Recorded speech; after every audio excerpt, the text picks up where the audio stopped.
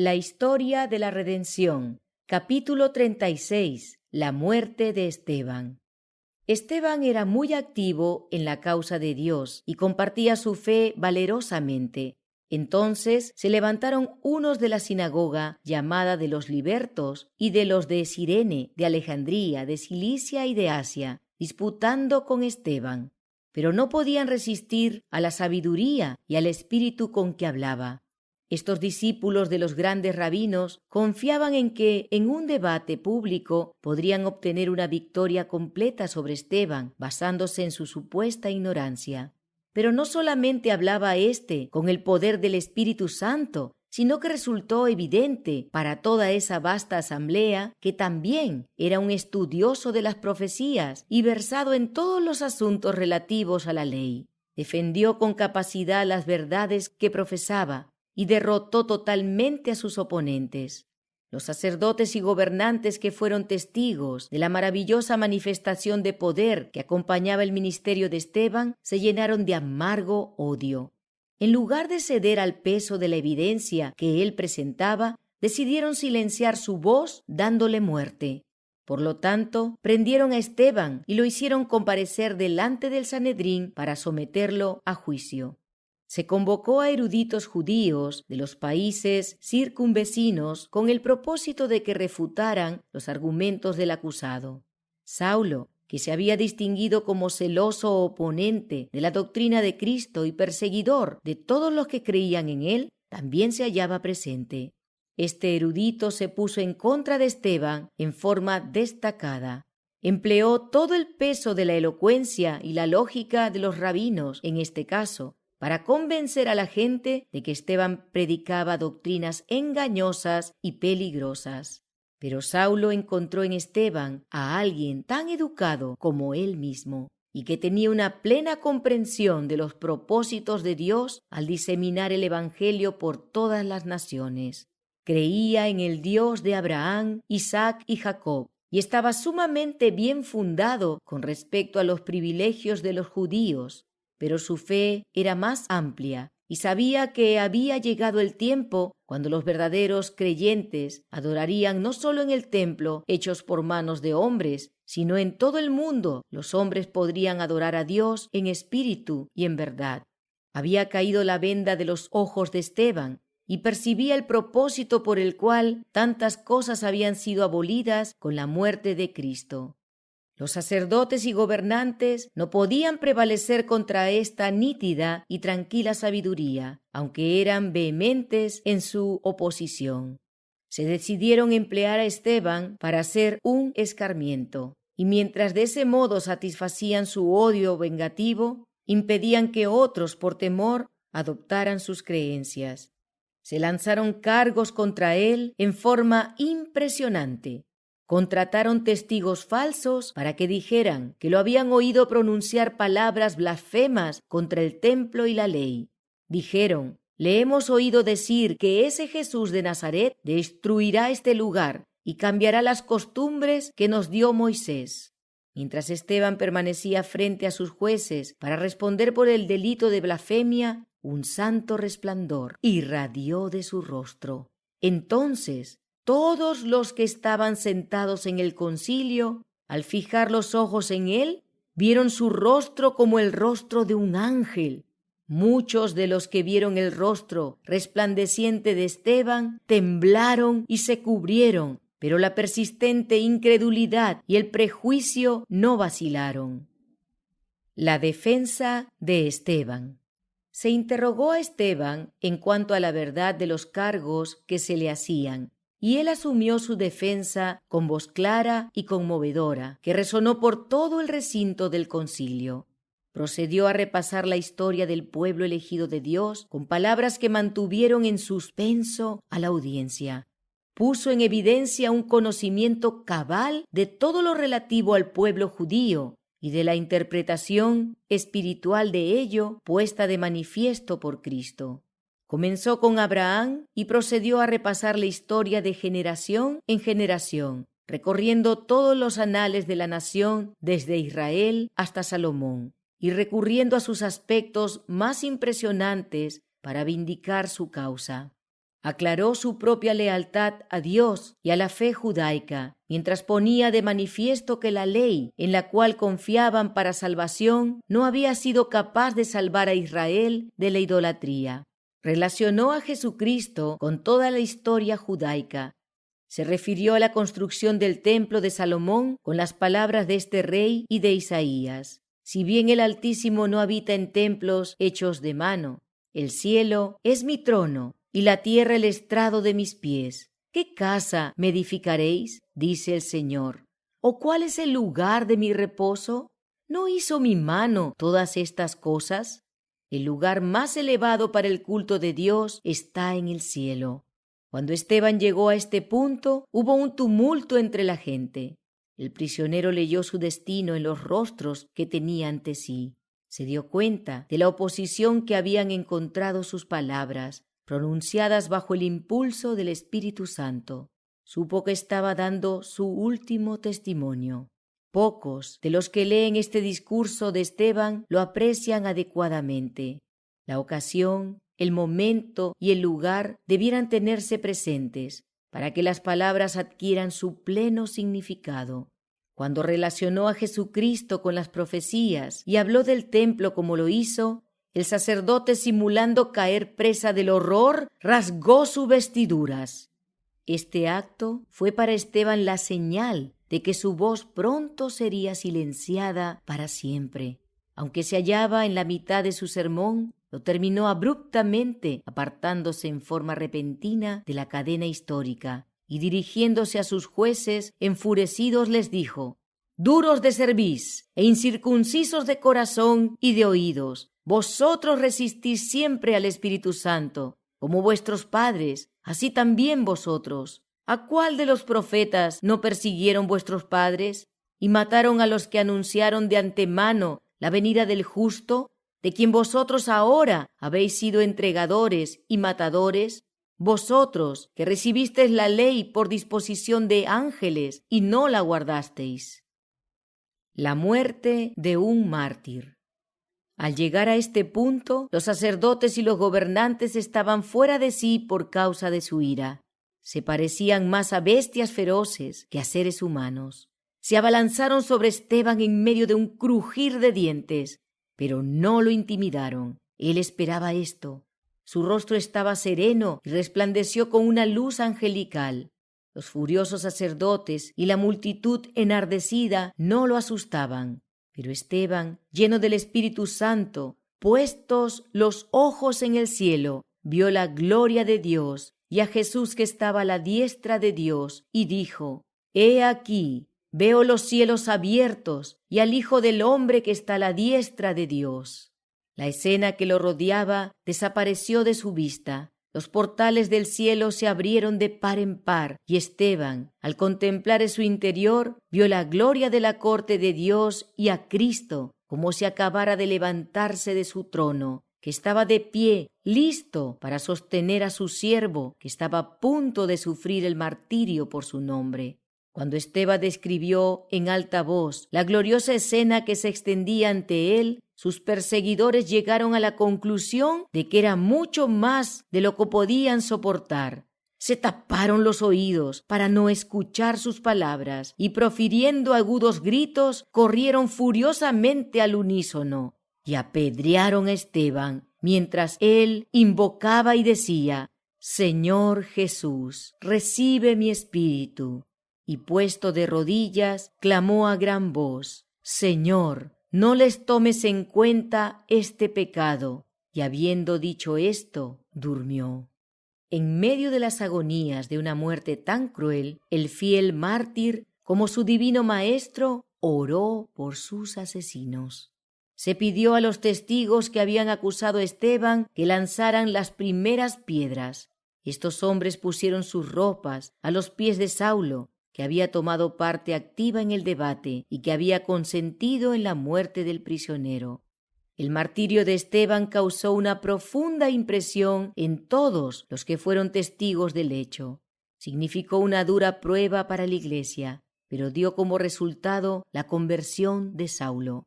La fe, la constancia y la glorificación del mártir no pudieron desaparecer de su memoria. El sello de Dios estampado en su rostro, sus palabras, que alcanzaron a cada alma de todos los que lo escucharon, excepto de los que se endurecieron por resistir la luz, permanecieron en la memoria de los presentes y dieron testimonio de la verdad de lo que él había proclamado. No se pronunció sentencia legal en el caso de Esteban, pero las autoridades romanas recibieron grandes sumas de dinero para no investigar el caso. Saulo parecía imbuido de un celo frenético en ocasión del juicio y la muerte de Esteban. Parecía enfurecido por su secreta convicción de que Esteban había sido honrado por Dios en el mismo momento cuando los hombres lo deshonraban. Continuó persiguiendo a la Iglesia de Dios, lanzando cacerías contra sus miembros, prendiéndolos en las casas y entregándolos a los sacerdotes y gobernantes para que los encerraran en la cárcel y les dieran muerte. El celo con que lanzó esta persecución constituyó un terror para los cristianos de Jerusalén. Las autoridades romanas no hicieron esfuerzos especiales para detener esta cruel obra y, por el contrario, en secreto ayudaron a los judíos con el fin de reconciliarse con ellos y asegurarse sus favores. El erudito Saulo fue un instrumento poderoso en manos de Satanás para llevar adelante su rebelión contra el Hijo de Dios. Pero alguien más poderoso que Satanás había seleccionado a Saulo para que ocupara el lugar del mártir Esteban y trabajara y sufriera por su nombre. Saulo era muy estimado por los judíos, tanto por su erudición como por su celo para perseguir a los creyentes. No fue miembro del Sanedrín hasta después de la muerte de Esteban, cuando se lo eligió para ocupar un lugar en ese cuerpo, teniendo en cuenta la parte que había desempeñado en esa oportunidad. De la redención. Capítulo 37. La conversión de Saulo. La mente de Saulo fue sumamente conmovida por la muerte triunfante de Esteban. Sus prejuicios fueron sacudidos, pero las opiniones y los argumentos de los sacerdotes y gobernantes finalmente lo convencieron de que Esteban era blasfemo. Jesucristo, a quien él predicaba, era un impostor y que los que desempeñaban oficios sagrados debían tener razón. Puesto que era un hombre de mente decidida y firmes propósitos, su oposición al cristianismo fue sumamente incisiva una vez que se convenció de que las opiniones de los sacerdotes y escribas eran correctas. Su celo lo indujo a dedicarse voluntariamente a perseguir a los creyentes. Logró que algunos santos fueran arrastrados ante los concilios, encarcelados o condenados a muerte sin ninguna evidencia de ofensa, salvo su fe en Jesús. De un carácter similar, aunque orientado en otra dirección, era el celo de Santiago y Juan, cuando querían que descendiera fuego del cielo y consumiera a los que habían despreciado y se habían burlado de su maestro. Saulo estaba por hacer un viaje a Damasco para atender negocios particulares, pero estaba decidido también a cumplir un doble propósito al buscar, de paso, a los creyentes en Cristo.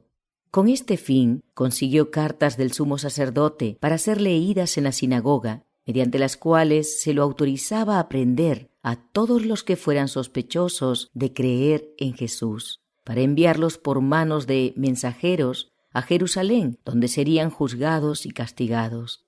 Se puso en camino lleno de la fortaleza y el vigor de la virilidad e impulsado por el fuego de un celo equivocado. Cuando los cansados viajeros se acercaban a Damasco, los ojos de Saulo descansaron con placer sobre la fértil tierra, los hermosos jardines, los huertos cargados de fruta y las frescas corrientes que avanzaban murmurando entre el verdor de los arbustos. Resultaba refrigerante contemplar tal escena después de un viaje largo y cansador en medio de un desolador desierto.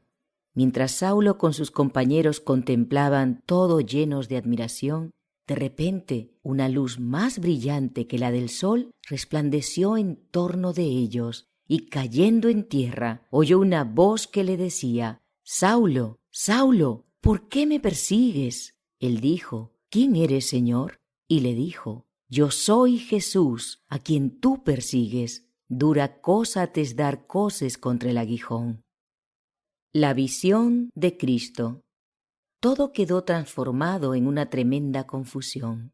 Los compañeros de Saulo estaban presas del terror y casi enceguecidos por la intensidad de la luz.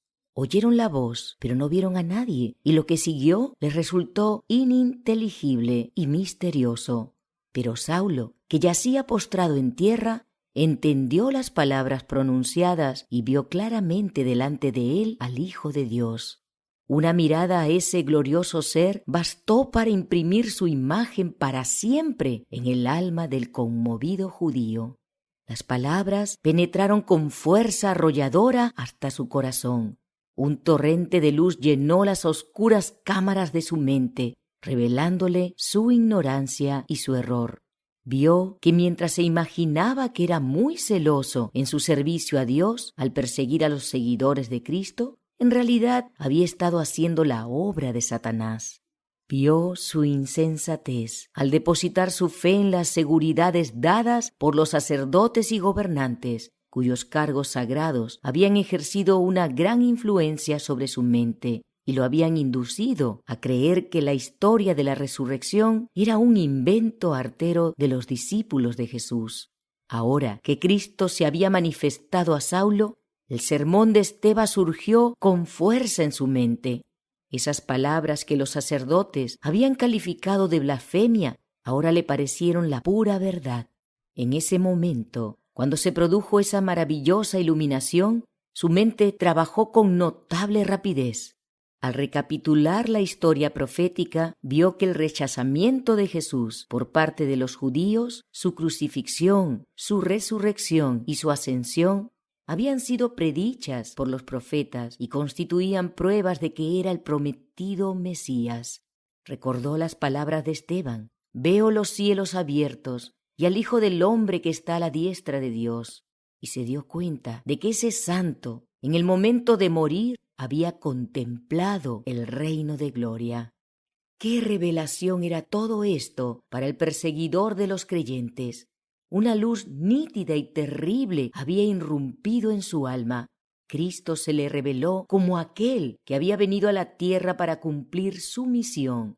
Había sido rechazado, maltratado, condenado y crucificado por aquellos a quienes vino a salvar, y habiendo resucitado de entre los muertos, había ascendido a los cielos. En ese terrible momento recordó que Esteban, el santo, había sido sacrificado con su consentimiento y que por su intermedio muchos santos meritorios habían encontrado la muerte y habían sido objeto de cruel persecución. Él, temblando y temeroso, dijo: «Señor, ¿qué quieres que yo haga?». Y el Señor le dijo: «Levántate y entra en la ciudad y se te dirá lo que debes hacer». En la mente de Saulo no había ahora la menor duda de quién le había hablado era el verdadero Jesús de Nazaret, y que ciertamente era el tan esperado Mesías, la consolación y el Redentor de Israel. Cuando se disipó la resplandeciente gloria y Saulo se levantó, se encontró totalmente privado de la vista.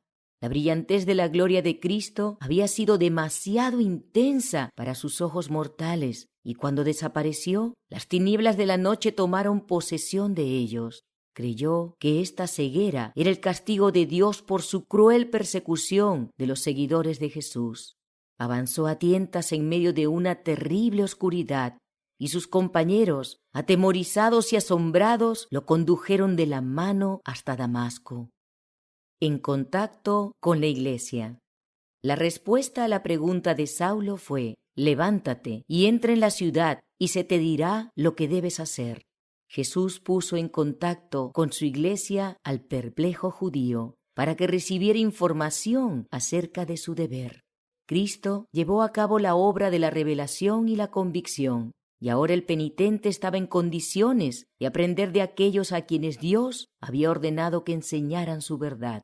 De ese modo, Jesús sancionó la autoridad de su Iglesia organizada y puso a Saulo en contacto con sus representantes en la tierra. La luz de la iluminación celestial privó de vista a Saulo, pero Jesús, el gran sanador, no se la restauró inmediatamente. Todas las bendiciones proceden de Cristo, pero Él ha establecido ahora una iglesia que es su representante en la tierra, y a ella le corresponde la obra de conducir al pecador arrepentido por el camino de la vida.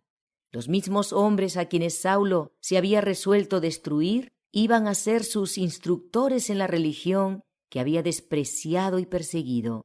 La fe de Saulo fue tremendamente probada durante los 3 días de ayuno y oración que pasó en la casa de Judas en Damasco. Estaba totalmente ciego y completamente a oscuras en cuanto a lo que se esperaba de él. Se le había indicado que fuera a Damasco, donde se le diría qué debía hacer. En su incertidumbre y su angustia, clamó fervientemente a Dios. Había entonces en Damasco un discípulo llamado Ananías, a quien el Señor dijo en visión: Ananías. Y él respondió: Heme aquí, Señor.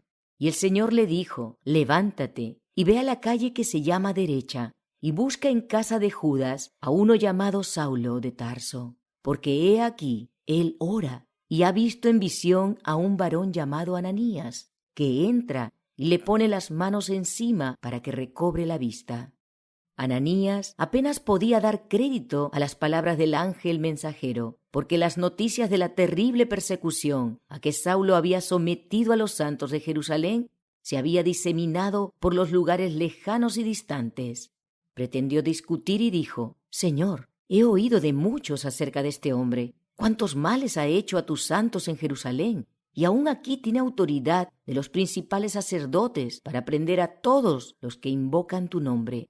Pero la orden que se dio a Ananías era imperativa: Ve, porque instrumento escogido me es este, para llevar mi nombre en presencia de los gentiles y de reyes y de los hijos de Israel. El discípulo, obediente a la indicación del ángel, buscó al hombre que hasta poco tiempo antes había respirado amenazas contra todos los que creían en el nombre de Jesús. Se dirigió a él de este modo: Hermano Saulo, el Señor Jesús, que se te apareció en el camino por donde venías, me ha enviado para que recibas la vista y seas lleno del Espíritu Santo. Y al momento le cayeron de los ojos como escamas y recibió al instante la vista, y levantándose fue bautizado. Cristo nos da aquí un ejemplo de cómo obra para la salvación de los hombres. Podría haber hecho todo esto directamente en favor de Saulo, pero eso no estaba de acuerdo con su plan. Sus bendiciones debían impartirse por medio de los instrumentos ordenados por él. Saulo tenía algo que hacer con respecto a la confesión que debía presentar a aquellos cuya destrucción había planeado. Y Dios quería que los hombres, a quienes había autorizado para que obraran en su lugar, llevaran a cabo esa obra con responsabilidad. Saulo se convirtió en un alumno de los discípulos. A la luz de la ley comprendió que era pecador. Vio que Jesús, a quien en su ignorancia había considerado impostor, era el autor y el fundamento de la religión del pueblo de Dios desde los días de Adán, y el consumador de la fe que ahora iluminaba su visión con tanta claridad. Vio además que era el vindicador de la verdad y el cumplimiento de las profecías. Él había creído que Jesús anulaba la ley de Dios, pero cuando el dedo del Altísimo tocó su visión espiritual, se dio cuenta de que Él era el originador de todo el sistema de sacrificios de los judíos, que había venido al mundo con el expreso propósito de vindicar la ley de su Padre, y que con su muerte los símbolos de la ley se habían encontrado con la realidad. A la luz de la ley moral que él creía guardar celosamente, Saulo se vio como pecador de pecadores. De perseguidor a apóstol. Pablo fue bautizado por Ananías en el río que pasa cerca de Damasco. Se fortaleció mediante el alimento e inmediatamente comenzó a predicar a Jesús a los creyentes de la ciudad, a los mismos para cuya destrucción había salido de Jerusalén. También enseñó en las sinagogas que el Jesús que había sido enviado a la muerte era ciertamente el Hijo de Dios. Sus argumentos, basados en las profecías, eran tan concluyentes y sus esfuerzos contaban de tal modo con el poder de Dios que los judíos opositores se confundieron y no pudieron responderle. La educación rabínica y farisea de Pablo debía ser empleada entonces en beneficio de la predicación del Evangelio y para sostener la causa que antes se había esforzado en destruir. Los judíos quedaron totalmente sorprendidos y confundidos ante la conversión de Pablo. Estaban perfectamente al tanto del puesto que ocupaba en Jerusalén y sabían cuál era el principal motivo de su viaje a Damasco, y que había sido comisionado por el sumo sacerdote, que lo había autorizado para prender a los creyentes en Jesús, con el fin de enviarlos detenidos a Jerusalén. No obstante, ahora lo veían predicando el Evangelio de Cristo, fortaleciendo a los que ya eran sus discípulos y ganando constantemente nuevos conversos a la fe que una vez había tenido que sufrir su fiera oposición. Pablo demostró a todos los que lo escuchaban que su cambio de fe no era el fruto del impulso ni del fanatismo, sino que se basaba en evidencias incontestables. Mientras trabajaba en las sinagogas, su fe se fortaleció. Su celo en sostener que Jesús era el Hijo de Dios aumentó frente a la fiera oposición de los judíos. No podía permanecer por más tiempo en Damasco, porque después que éstos se recuperaron de la sorpresa que les produjeron su maravillosa conversión y sus labores subsiguientes, se apartaron resueltamente de las aplastantes evidencias que les presentaba en favor de la doctrina de Cristo. Su asombro frente a la conversión de Pablo se transformó en un intenso odio semejante al que habían manifestado contra Jesús. Preparación para el servicio. La vida de Pablo estaba en peligro y recibió una comunicación en el sentido de salir de Damasco por un tiempo. Se fue a Arabia y allí, en medio de una relativa soledad, tuvo amplia oportunidad de ponerse en comunión con Dios y de dedicarse a la contemplación. Quería estar solo con el Señor para escudriñar su propio corazón, profundizar su arrepentimiento y prepararse mediante la oración y el estudio para dedicarse a esa tarea que le parecía demasiado grande y demasiado importante para que él la llevara a cabo. Era un apóstol no elegido por los hombres, sino por Dios. Y su obra, claramente establecida, consistía en trabajar en favor de los gentiles. Mientras estuvo en Arabia, no se puso en comunicación con los apóstoles. Buscó a Dios fervorosamente con todo su corazón, decidido a no descansar hasta tener la certidumbre de que su arrepentimiento había sido aceptado y que había sido perdonado su enorme pecado. No iba a abandonar el conflicto hasta tener la seguridad de que Jesús estaría con él en su futuro ministerio. Siempre había de llevar en su cuerpo las señales de la gloria de Cristo, en sus ojos, que fueron enceguecidos por la luz celestial, y deseaba llevar con él constantemente la seguridad de la gracia sostenedora del Señor. Pablo se puso en íntima relación con el cielo, y Jesús comulgó con él, lo afirmó en la fe y le concedió su sabiduría y su gracia. De la redención. Capítulo 38. Los comienzos del ministerio de Pablo. Pablo regresó después a Damasco y predicó osadamente en el nombre de Jesús. Los judíos no podían contrarrestar la sabiduría de sus argumentos y por lo tanto celebraron consejo para decidir silenciar su voz por la fuerza, el único argumento que le quedaba a una causa derrotada. Decidieron asesinarlo. El apóstol se enteró de sus propósitos. Las puertas de la ciudad fueron puestas bajo vigilancia de día y de noche para cortarle toda salida. La ansiedad de los discípulos los indujo a orar a Dios. Durmieron muy poco mientras se hallaban atareados ideando modos y maneras para lograr la huida del apóstol escogido. Finalmente concibieron el plan de bajarlo de noche mediante una canasta que descolgaron desde una ventana. En esa forma humillante, Pablo pudo escapar de Damasco. Se dirigió entonces a Jerusalén con el deseo de conocer a los apóstoles y especialmente a Pedro. Estaba ansioso de ponerse en contacto con el pescador de Galilea que había vivido, orado y conversado con Jesús aquí en la tierra. Con corazón anhelante deseaba conocer al principal apóstol. Al llegar a Jerusalén, Pablo contempló con un enfoque diferente la ciudad y el templo. Se dio cuenta entonces de que los juicios retributivos de Dios pendían sobre ellos.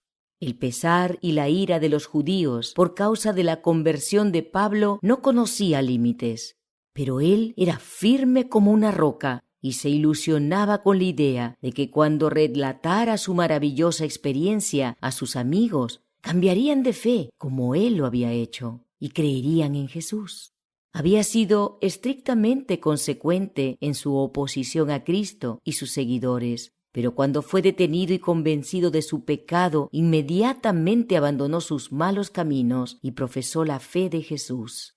Creía plenamente entonces que cuando sus amigos y ex asociados escucharan las circunstancias de su maravillosa conversión y vieran la transformación que se había producido en el orgulloso fariseo que perseguía y entregaba a la muerte a los que creían que Jesús era el Hijo de Dios, ellos también se convencerían de su error y se unirían a las filas de los creyentes. Trató de reunirse con sus hermanos, los discípulos, pero grande fue su pesar y desilusión cuando descubrió que no estaban dispuestos a recibirlo como uno de ellos. Recordaban sus antiguas persecuciones y sospechaban de que estuviera fingiendo para engañarlos y destruirlos.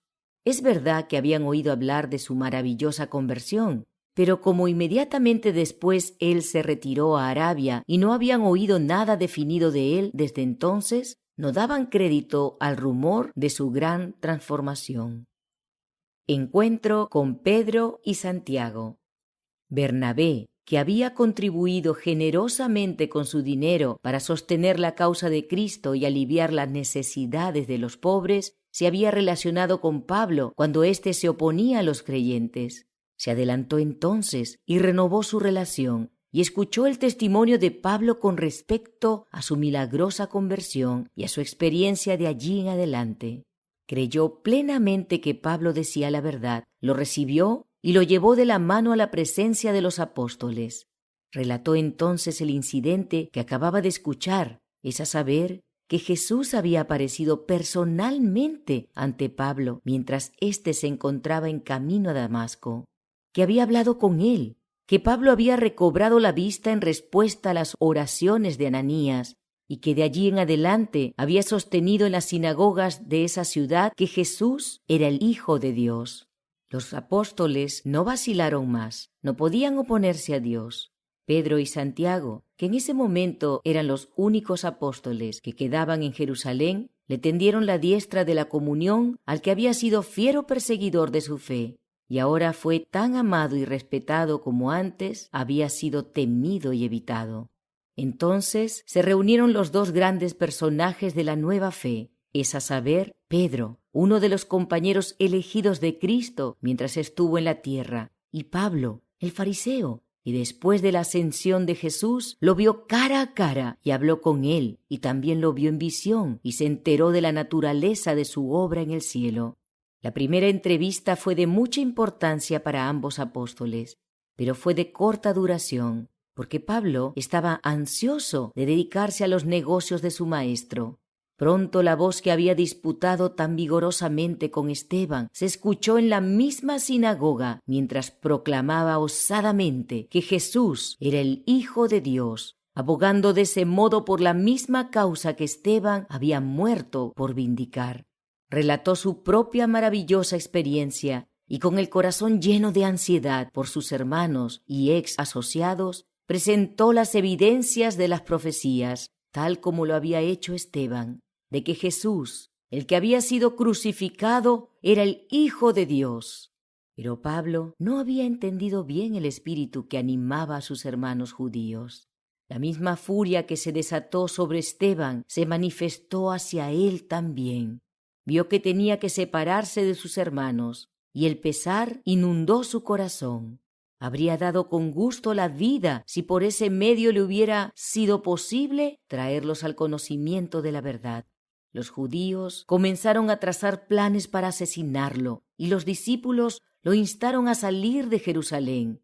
Pero él se demoró porque no quería irse. y estaba ansioso por trabajar un poco más en favor de sus hermanos judíos. Había tomado una parte tan activa en el martirio de Esteban que sentía el profundo anhelo de borrar esa mancha mediante su valiente defensa de la verdad que le había costado la vida al diácono. Le parecía cobardía huir de Jerusalén. La huida de Jerusalén. Mientras Pablo, desafiando todas las consecuencias de tal acto, se hallaba orando fervorosamente a Dios en el templo, se le apareció el Salvador en visión para decirle: «Date prisa y sal prontamente de Jerusalén, porque no recibirán tu testimonio acerca de mí». Aún entonces vaciló Pablo, pues no quería dejar Jerusalén sin convencer a los obstinados judíos de la verdad de su fe. Creía que aunque sacrificara su vida por causa de la verdad, ni siquiera eso podía cancelar la terrible cuenta que había abierto contra sí mismo por la muerte de Esteban.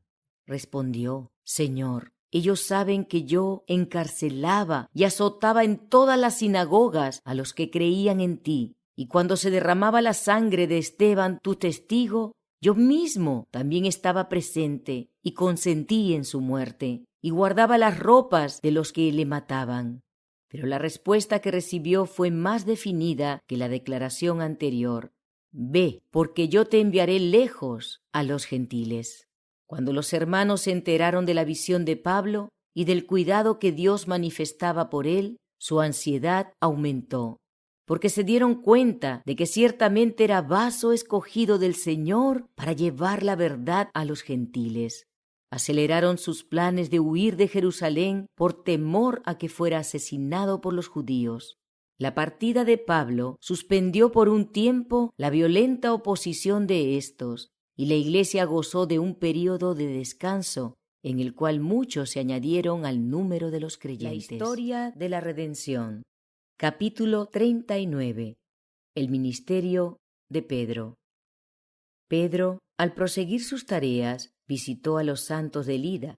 Allí curó a Eneas, que había quedado confinado en su lecho por 8 años por causa de una parálisis. «Eneas, Jesucristo te sana, levántate y haz tu cama». Y enseguida se levantó, y le vieron todos los que habitaban en Lida y en Sarón, los cuales se convirtieron al Señor. Jope estaba cerca de Lida, y en ese entonces Tabita, la traducción de cuyo nombre es Dorcas, yacía allí muerta.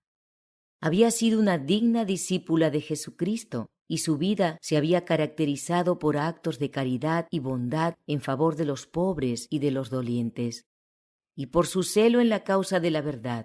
Su muerte constituía una gran pérdida. La Iglesia naciente no podía prescindir de sus nobles esfuerzos. Cuando los creyentes se enteraron de las maravillosas curaciones efectuadas por Pedro en Lida, manifestaron su intenso deseo de que viniera a Jope. Se enviaron mensajeros para solicitar su presencia allí. Levantándose entonces Pedro fue con ellos, y cuando llegó, le llevaron a la sala, donde le rodearon todas las viudas, llorando y mostrando las túnicas y los vestidos que Dorcas hacía cuando estaba con ellas. Pedro solicitó que sus amigas, que lloraban y clamaban, salieran de la habitación. Se arrodilló entonces y oró fervientemente a Dios para que restaurara la vida y la salud al cuerpo inerte de Dorcas. Y volviéndose al cuerpo dijo: «Tabita, levántate». Y ella abrió los ojos, y al ver a Pedro se incorporó. Y él, dándole la mano, la levantó. Entonces, llamando a los santos y a las viudas, la presentó viva. Esta gran obra de traer a la vida a esta muerta fue el medio por el cual muchos se convirtieron en Jope a la fe de Cristo. El centurión. Había en Cesarea un hombre llamado Cornelio, centurión de la compañía llamada la Italia, piadoso y temeroso de Dios con toda su casa, y que hacía muchas limosnas al pueblo y oraba a Dios siempre. Aunque Cornelio era romano, había llegado a conocer al Dios verdadero y había renunciado a la idolatría. Era obediente a la voluntad de Dios y lo adoraba con corazón sincero. No se había relacionado con Jesús, pero conocía la ley moral y la obedecía. No había sido circuncidado ni participaba de los sacrificios y las ofrendas. Por lo tanto, según los judíos, era impuro. No obstante, apoyaba la causa de los judíos mediante donativos generosos y era conocido en todo lugar por sus actos de caridad y benevolencia. Su vida recta le dio una buena reputación, tanto entre los judíos como entre los gentiles. Cornelio no comprendía cabalmente la fe de Cristo, aunque creía en las profecías y estaba esperando al Mesías venidero. Mediante su amor y su obediencia a Dios, se había acercado a Él y estaba preparado para recibir al Salvador cuando se le revelara. La condenación se produce cuando se rechaza la luz que Dios da. El centurión pertenecía a una noble familia y ocupaba un cargo de mucha responsabilidad y honor. Pero esas circunstancias no pervirtieron los atributos de su carácter. La verdadera bondad y la grandeza se unían en él para darle una elevada condición moral. Su influencia era beneficiosa para todos los que se ponían en contacto con él. Creía en el Dios único, creador del cielo y de la tierra. Lo reverenciaba, reconocía su autoridad y procuraba su consejo en todas las transacciones de su vida. Era fiel a sus deberes hogareños como asimismo a sus responsabilidades oficiales y había levantado un altar para Dios en su casa. No se atrevía a llevar a cabo sus planes y asumir el peso de sus responsabilidades sin la ayuda de Dios. Por eso oraba mucho y con fervor para recibir esa ayuda. La fe caracterizaba todas sus obras y Dios lo consideraba por la pureza de sus actos, por su generosidad y se acercó a él en palabra y en espíritu.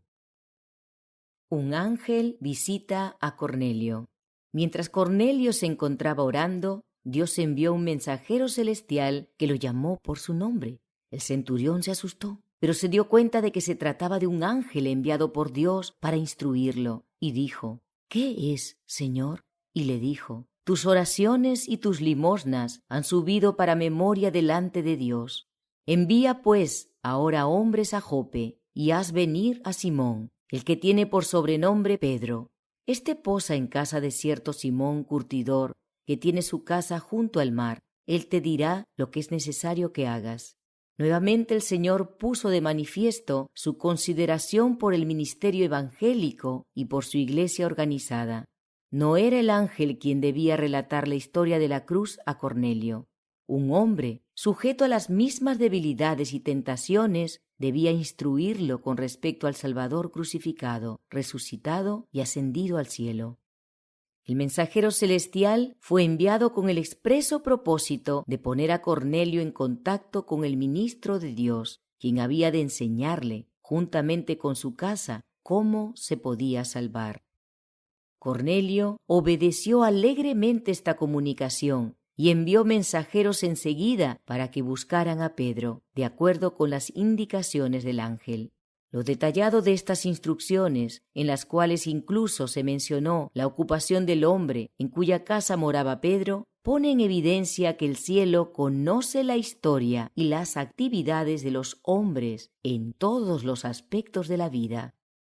Dios está enterado del trabajo diario del humilde labrador, como asimismo de lo que hace el rey en el trono. Y le son conocidos la avaricia, la crueldad, los crímenes secretos y el egoísmo de los hombres, como asimismo sus buenas obras, su caridad, su generosidad y su bondad. Nada está oculto a la vista de Dios. La visión de Pedro.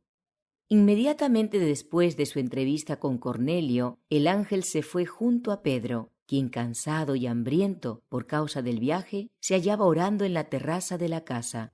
Mientras oraba, se le dio una visión, y vio el cielo abierto, y que descendía algo semejante a un gran lienzo, que atado de los 4 puntas era bajado a la tierra, en el cual había de todos los cuadrúpedos terrestres y reptiles y aves del cielo. Y le vino una voz: «Levántate, Pedro, mata y come». Entonces Pedro dijo: «Señor, no, porque ninguna cosa común o inmunda he comido jamás». volvió la voz a él la segunda vez: «Lo que Dios limpió, no lo llames tú común». Esto se hizo 3 veces, y aquel lienzo volvió a ser cogido en el cielo. En este caso, percibimos nosotros el funcionamiento del plan de Dios para poner en marcha su organización, por medio de la cual su voluntad se hace en la tierra, así como se hace en el cielo. Pedro todavía no había predicado el Evangelio a los gentiles. Muchos de ellos habían sido oyentes atentos de las verdades que enseñaba, pero la pared divisoria que la muerte de Cristo había derribado todavía existía en la mente de los apóstoles y excluía a los gentiles de los privilegios del Evangelio. Los judíos de origen griego habían recibido los beneficios de las labores de los apóstoles, y muchos de ellos habían respondido a esos esfuerzos, abrazando la fe de Jesús. Pero la conversión de Cornelio iba a ser la primera de importancia entre los gentiles. Mediante la visión del lienzo y su contenido que descendió del cielo, se iba a librar a Pedro de sus arraigados prejuicios contra los gentiles. Debía comprender que por medio de Cristo las naciones paganas llegaban a ser participantes de las bendiciones y los privilegios de los judíos, y que junto con ellos debían ser igualmente beneficiadas. Algunos han sostenido que esta visión significa que Dios eliminó la prohibición de usar la carne de animales que anteriormente habían sido considerados inmundos, y que por lo tanto la carne de cerdo es apta para el consumo. Esta es una interpretación estrecha y completamente errónea, y contradice flagrantemente el relato bíblico de la visión y sus consecuencias. La visión de todos esos animales vivos que se hallaban en el lienzo y acerca de los cuales se dio la orden a Pedro de que matara y comiese, para asegurarle que lo que Dios limpió no debiera ser llamado común o impuro, era simplemente una ilustración que se empleó para presentar a su mente la verdadera situación de los gentiles, que por la muerte de Cristo llegaban a ser coherederos con el Israel de Dios. Para Pedro era a la vez una reprensión y una instrucción. Hasta ese momento, sus labores se habían confinado totalmente a los judíos y había considerado a los gentiles como una raza impura, excluida de las promesas del Señor. Entonces se lo indujo a comprender la amplitud del plan de Dios. Incluso, mientras consideraba la visión, se le dio una explicación acerca de ella. Y mientras Pedro estaba perplejo dentro de sí sobre lo que significaría la visión que había visto, he aquí los hombres que habían sido enviados por Cornelio, los cuales, preguntando por la casa de Simón, llegaron a la puerta y llamando, preguntaron si moraba allí un Simón, que tenía por sobrenombre Pedro. Y mientras Pedro pensaba en la visión, le dijo el Espíritu: «He aquí 3 hombres te buscan. Levántate pues y desciende, y no dudes en ir con ellos, porque yo los he enviado». Era una orden que para Pedro era difícil de cumplir, pero no se atrevió a obrar de acuerdo con sus propios sentimientos, y por lo tanto descendió desde donde estaba para recibir a los mensajeros enviados por Cornelio. Estos comunicaron su extraño pedido al apóstol, y éste, de acuerdo con las instrucciones que acababa de recibir de Dios, accedió a acompañarlos al día siguiente. Los atendió cortésmente esa noche y a la mañana siguiente salió con ellos rumbo a Cesarea, acompañado de 6 hermanos que habían de ser testigos de todo lo que se dijera e hiciese mientras se hallaba visitando a los gentiles, porque sabía que se lo llamaría a rendir cuentas por actuar en una forma tan contraria a la fe y a las enseñanzas de los judíos. Transcurrieron casi 2 días antes que el viaje terminara, y Cornelio tuvo el grato privilegio de abrir las puertas a un ministro del Evangelio, quien, de acuerdo con la seguridad que Dios le dio, le enseñaría juntamente a él y a su casa cómo podría salvarse.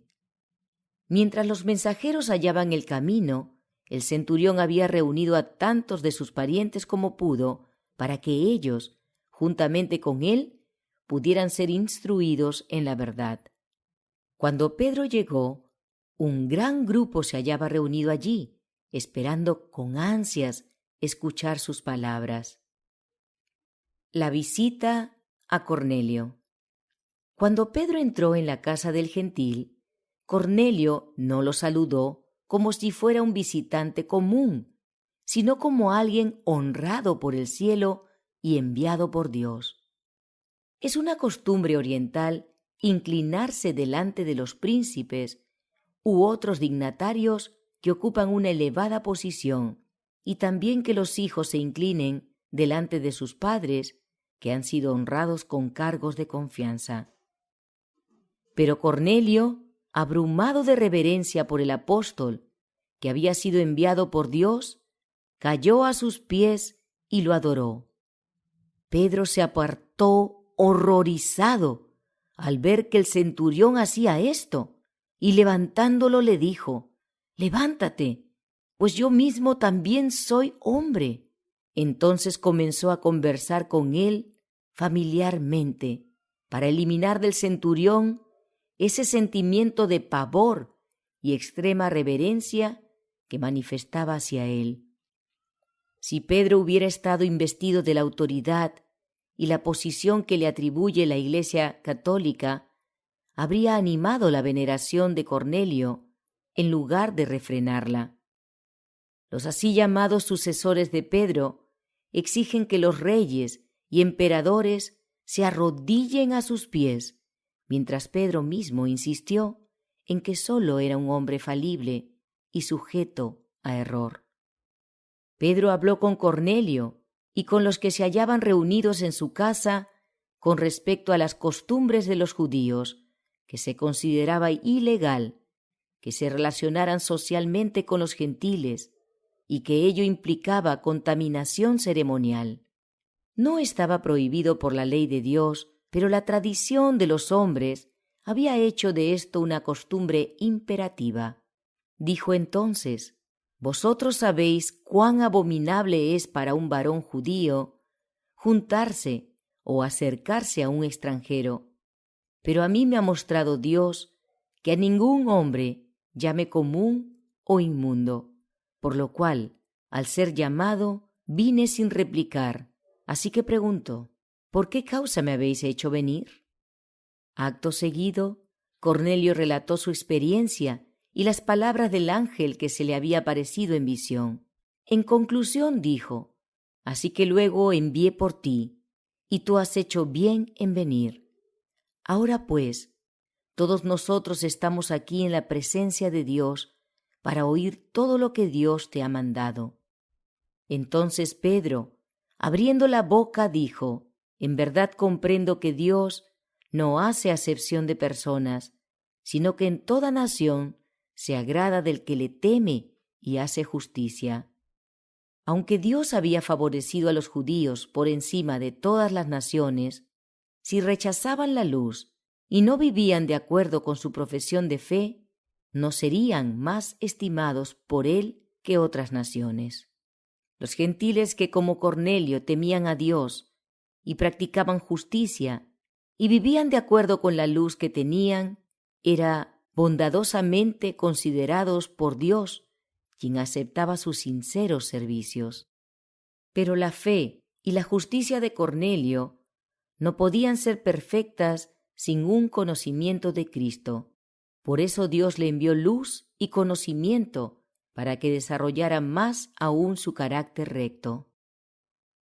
Muchos rehúsan recibir la luz que Dios les envía en su providencia y se excusan para hacerlo citando las palabras de Pedro a Cornelio y a sus amigos, sino que en toda nación se agrada del que le teme y hace justicia. Sostienen que no importa lo que el hombre crea mientras sus obras sean buenas. Los tales están equivocados. La fe debe concordar con las obras.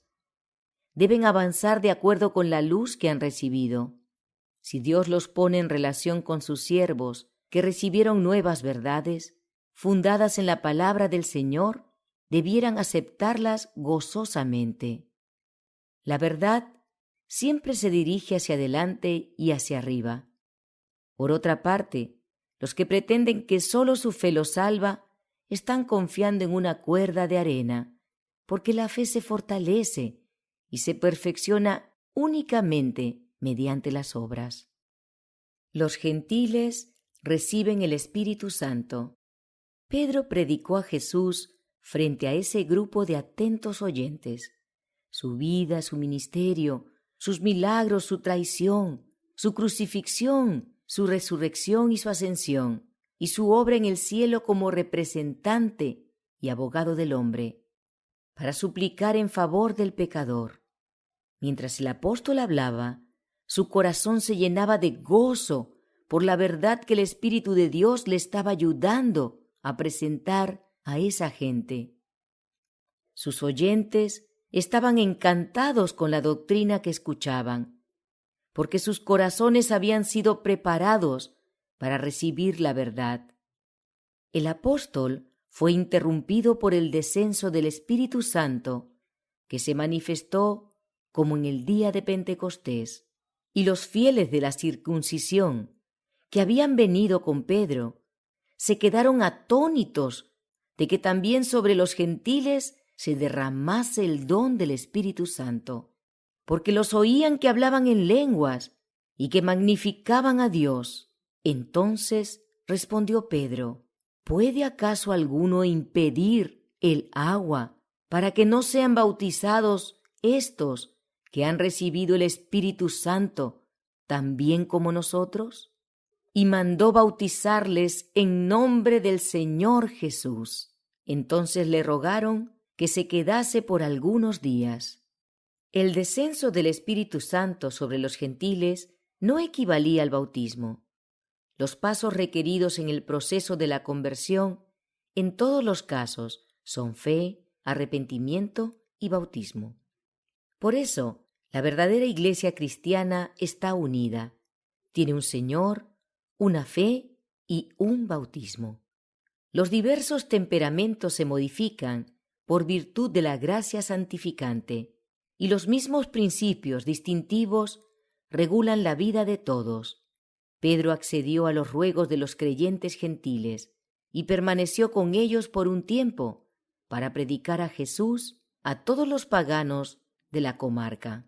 Cuando los hermanos de Judea se enteraron de que Pedro había predicado a los gentiles, se había encontrado con ellos, se había comido con ellos en sus casas, se sintieron sorprendidos y ofendidos por esas extrañas actitudes de su parte.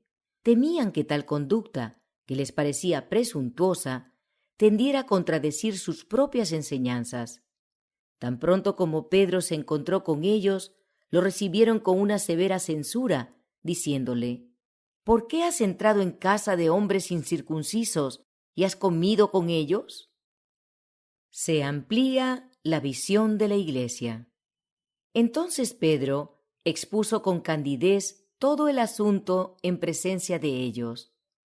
Relató su experiencia con respecto a la visión y les aseguró que ésta lo amonestaba a no mantener más la distinción ceremonial entre circuncisos e incircuncisos, ni a considerar a los gentiles como inmundos, porque Dios no hace acepción de personas.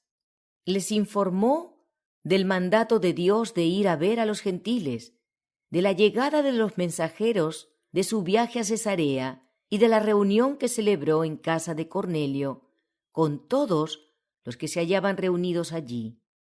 Su cautela se puso de manifiesto ante los hermanos por el hecho de que, aunque había recibido una orden de Dios de ir a casa de los gentiles, había llevado con él a 6 discípulos que se encontraban allí presentes, para que fueran testigos de todo lo que se dijese e hiciese mientras estuviesen allí.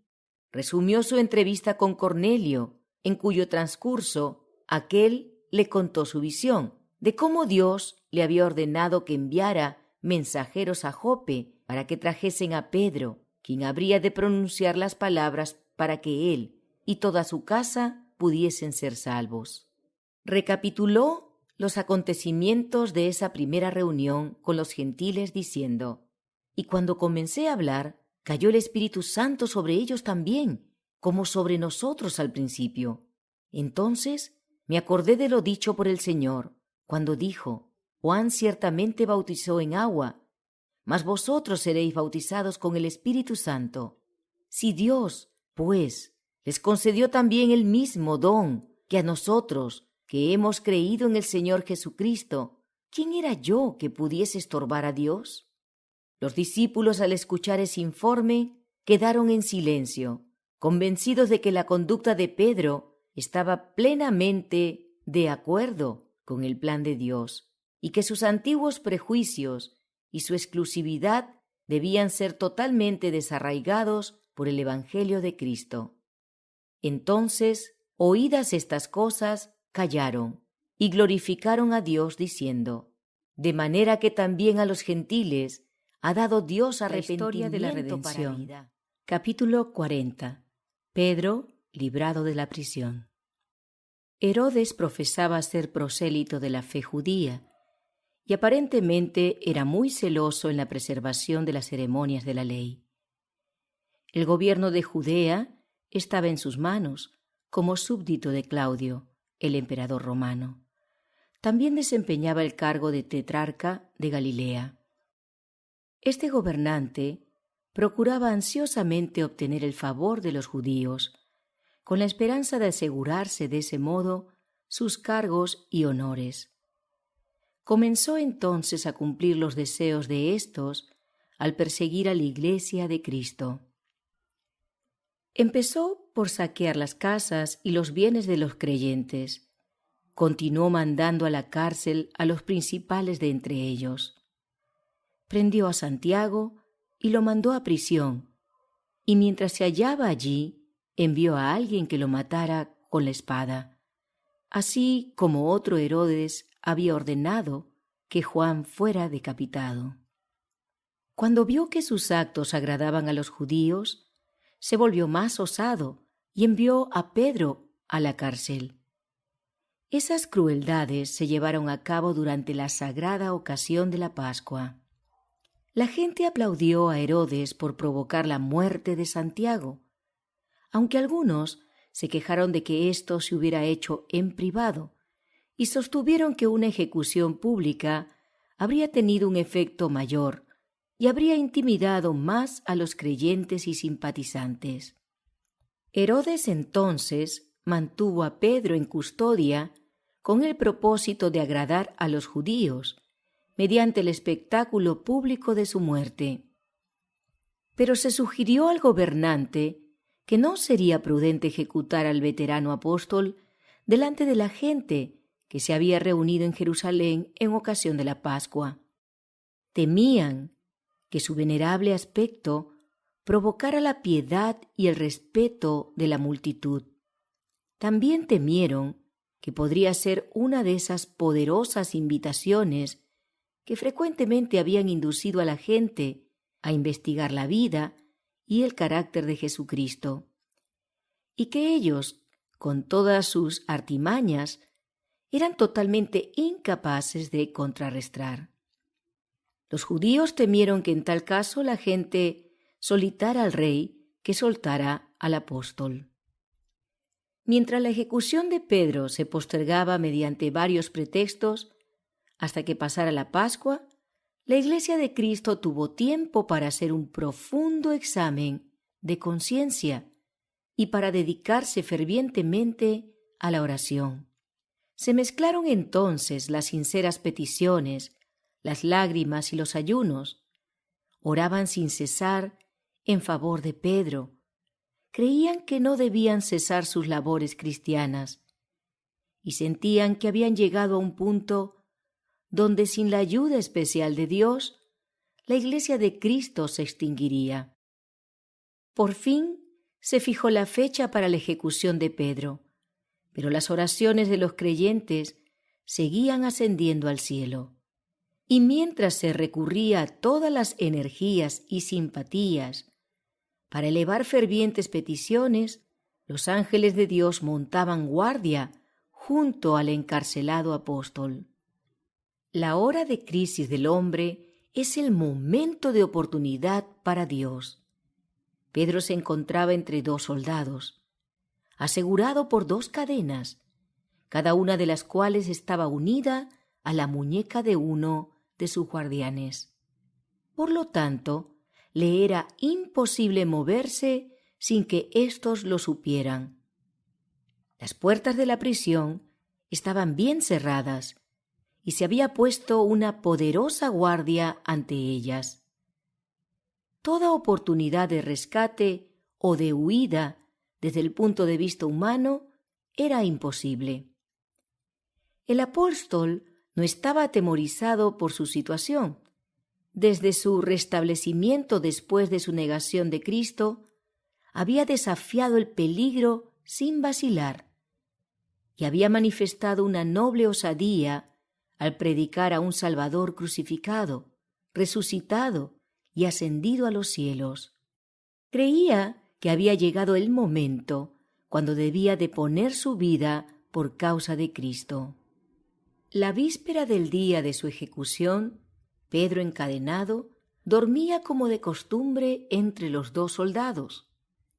Herodes, al recordar la huida de Pedro y Juan de la prisión, donde habían sido confinados por causa de su fe, duplicó sus precauciones en esa oportunidad.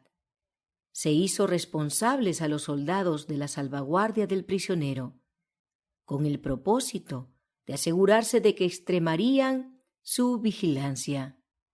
Estaba encadenado, como ya dijimos, en una celda cavada en la roca viva, cuyas puertas estaban cerradas con barrotes y cerrojos. 16 hombres habían sido destacados para montar guardia junto a esta celda y se relevaban a intervalos regulares. En cada turno había 4 guardianes, pero los barrotes, los cerrojos y la guardia romana, que efectivamente le cortaban al prisionero toda posibilidad de ayuda, solamente contribuirían a que el triunfo de Dios fuera más completo al liberar a Pedro de la prisión. Herodes estaba alzando su mano contra el Omnipotente y había de ser totalmente humillado y derrotado en su intento de atentar contra la vida del siervo de Dios. Librado por un ángel. En esa última noche, antes del día de la ejecución, un ángel poderoso, enviado desde el cielo, descendió para rescatarlo. Las macizas puertas que encerraban al Santo de Dios se abrieron sin la intervención de manos humanas. El ángel del Altísimo entró y sin hacer ruido se cerraron de nuevo tras él.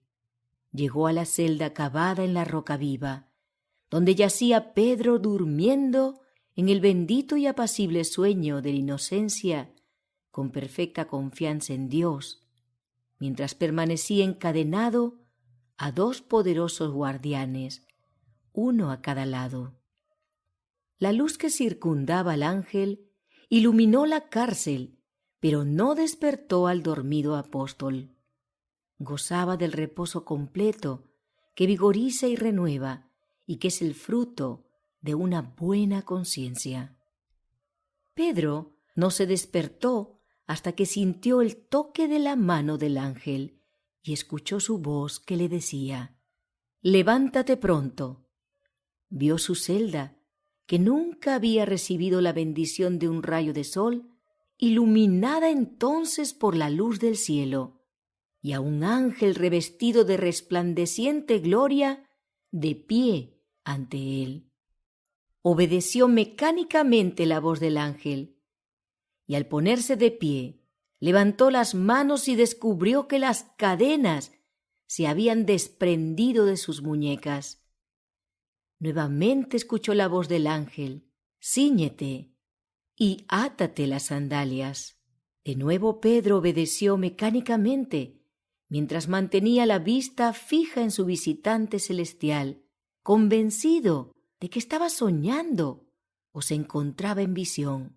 Los soldados armados estaban tan inmóviles que parecían estatuas de mármol, mientras el ángel seguía dando órdenes.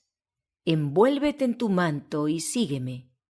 Inmediatamente el ser celestial se dirigió hacia la puerta y Pedro, generalmente tan locuaz, lo siguió mudo de asombro. Pasaron junto al inmóvil guardia y llegaron hasta la puerta llena de barrotes y cerrojos, que se abrió espontáneamente y de nuevo se cerró de inmediato, mientras los guardias de adentro y de afuera permanecían inmóviles en sus puestos. Llegaron a la segunda puerta, que también estaba resguardada por dentro y por fuera. Se abrió como la primera, sin rechinar de goznes ni ruido de cerrojos. Cuando ellos salieron se cerró de nuevo, sin el menor ruido. Pasaron de la misma manera por la tercera puerta y por fin se encontraron en la calle. No se pronunció palabra alguna. No se escuchó el ruido de pisadas. El ángel se deslizó hacia adelante, rodeado por una luz resplandeciente, y Pedro siguió a su libertador, confundido y convencido de que estaba soñando. Así recorrieron calle tras calle, y de repente, puesto que la misión del ángel había terminado, éste desapareció. Cuando la luz celestial se disipó, Pedro se encontró envuelto por espesas tinieblas, pero gradualmente la oscuridad fue disminuyendo a medida que él se iba acostumbrando a ella y se encontró solo en una calle silenciosa y sintió el aire fresco de la noche que le acariciaba la frente. Se dio cuenta entonces de que lo que le había ocurrido no era un sueño ni una visión. Se hallaba libre en una parte conocida de la ciudad. Descubrió que era un lugar que había visitado a menudo, por donde esperaba pasar por última vez al día siguiente en su camino al escenario de su presunta muerte. Trató de rememorar los acontecimientos de los últimos momentos.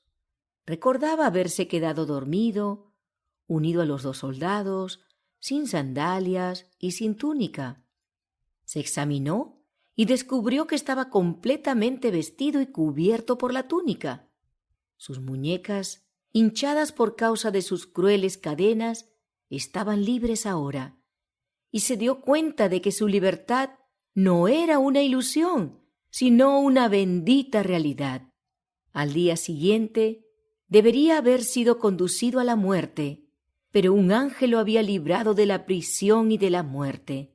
Entonces Pedro, volviendo en sí, dijo: «Ahora entiendo verdaderamente que el Señor ha enviado a su ángel y me ha librado de la mano de Herodes y de todo lo que el pueblo de los judíos esperaba». La respuesta a la oración. El apóstol se encaminó directamente a la casa donde se encontraban reunidos sus hermanos y los encontró dedicados a orar fervientemente por él en ese momento. Cuando llamó Pedro a la puerta del patio, salió a escuchar una muchacha llamada Rode, la cual, cuando reconoció la voz de Pedro, de gozo no abrió la puerta, sino que corriendo adentro dio la nueva de que Pedro estaba a la puerta. Y ellos le dijeron: «¿Estás loca?». Pero ella aseguraba que así era. Entonces ellos decían: «Es su ángel». Mas Pedro persistía en llamar, y cuando abrieron y le vieron, se quedaron atónitos. Pero él, haciéndoles con la mano señal de que callasen, les contó cómo el Señor le había sacado de la cárcel. Y dijo: «Haced saber esto a Jacobo y a los hermanos». Y salió y se fue a otro lugar. El gozo y la alabanza llenaron los corazones de los creyentes que ayunaban y oraban. porque Dios había escuchado y respondido sus plegarias y había librado a Pedro de la mano de Herodes. A la mañana siguiente, la gente se reunió para presenciar la ejecución del apóstol. Herodes envió a algunos funcionarios para que trajeran a Pedro de la prisión, y lo hizo con un gran despliegue de armas y guardianes, a fin de asegurarse de que no huyera, y para intimidar a todos sus simpatizantes, y para manifestar su propio poder. Estaba la guardia frente a la puerta de la prisión. Los cerrojos y los barrotes estaban firmemente en su sitio. La guardia interior también estaba en su lugar. Las cadenas estaban unidas a las muñecas de los soldados, pero el prisionero había desaparecido. La retribución de Herodes. Cuando Herodes recibió el informe de estas cosas, se exasperó y acusó de infidelidad a los guardianes de la prisión. En consecuencia, fueron condenados a muerte por el presunto crimen de dormirse en su puesto.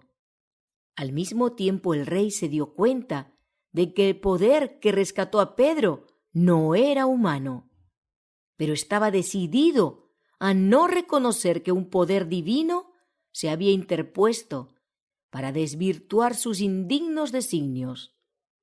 No quería humillarse de esa manera, sino por el contrario levantarse en osado desafío contra Dios. Herodes, no mucho después de la liberación de Pedro de la cárcel, viajó de Judea a Cesarea y allí permaneció un tiempo. Hizo un gran festival con el propósito de suscitar la admiración y el aplauso de la gente. Los amantes de los placeres de todos los orígenes se reunieron allí, y hubo mucha fiesta y se bebió mucho vino.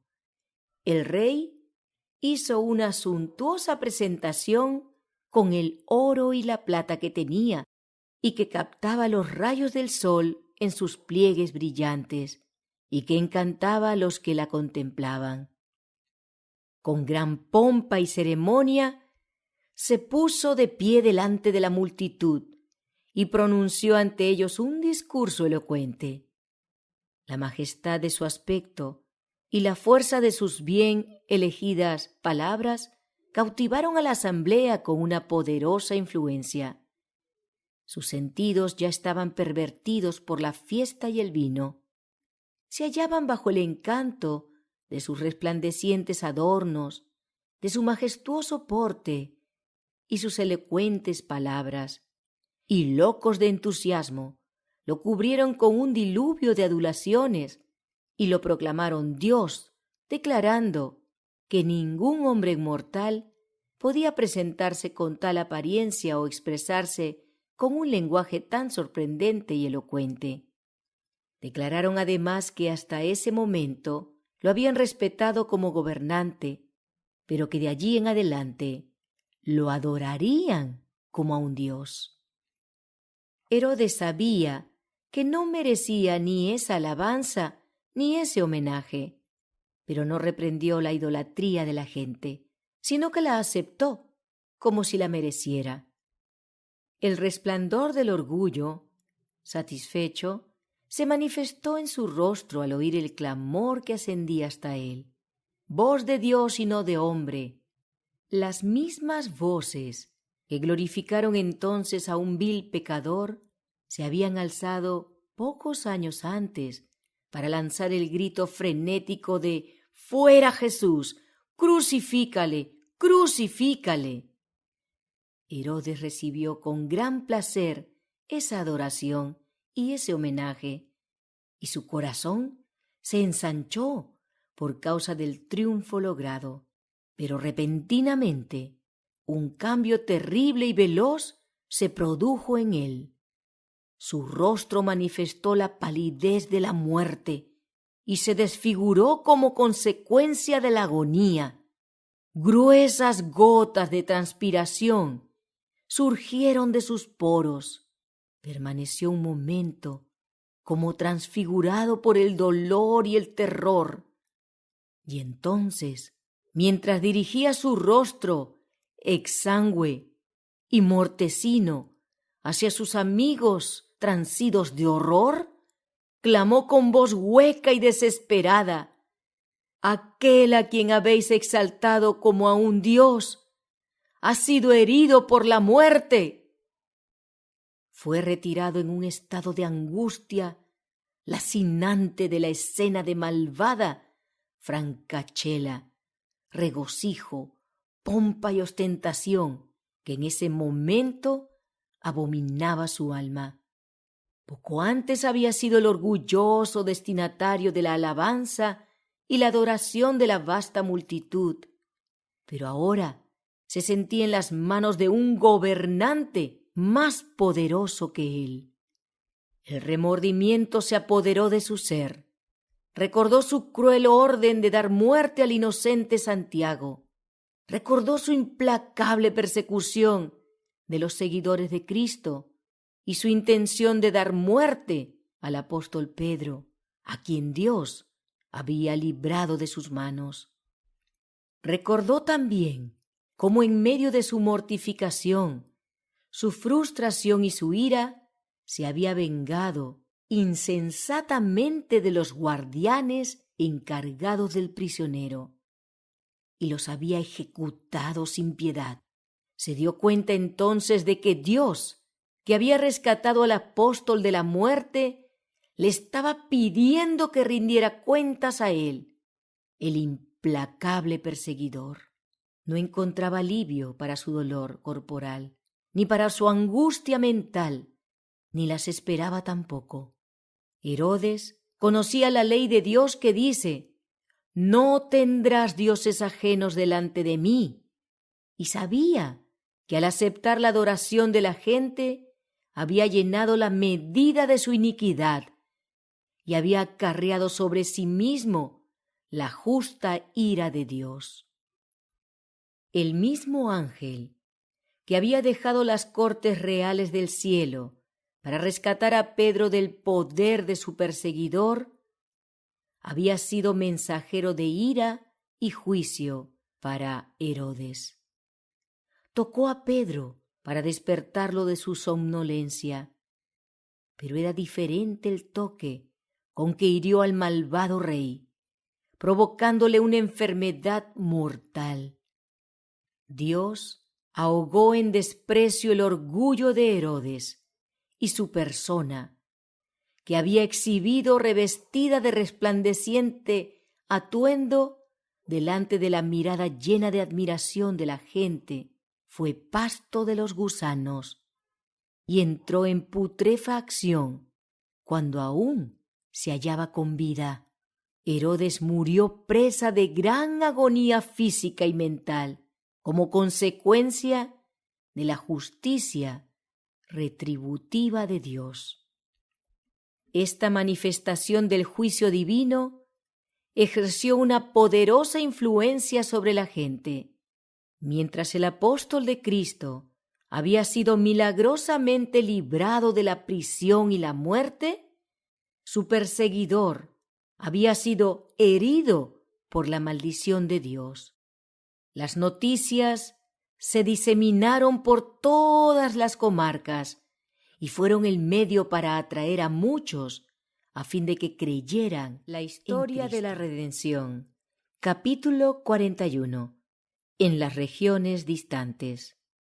Los apóstoles y discípulos que abandonaron Jerusalén durante la terrible persecución que se desató allí después del martirio de Esteban, predicaron a Cristo en las ciudades circunvecinas, limitando sus labores a los judíos de origen hebreo y griego.